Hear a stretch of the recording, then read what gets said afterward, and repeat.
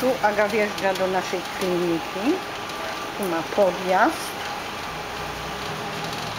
O, jedziemy podjazdem.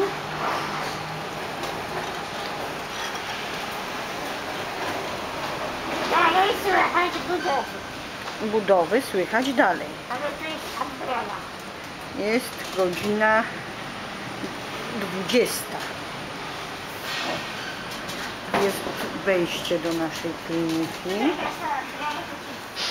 Tu jest wejście, proszę. Jest biuro. O. Tu mamy biuro. Proszę. Agnieszka. Weź tę umbrellę, bo mi się zwinie trochę.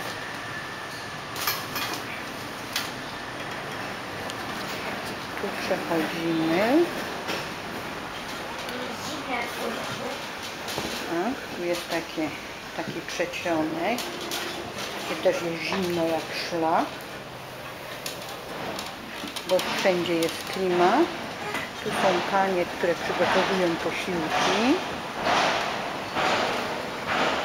Tu jest nasz basen. O. Jest, proszę. Dalej słychać budowę. Tak. To jest godzina 20. Proszę. Budowa dalej wre. I będzie tak do godziny 1 w nocy. Bardzo często. Następne drzwi.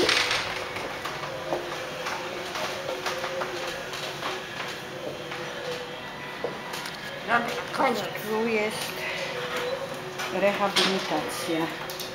Hello. O, tu jest fotel taki masujący, na którym często się masuje. Poczekalnia. Proszę. Sala jedna rehabilitacyjna.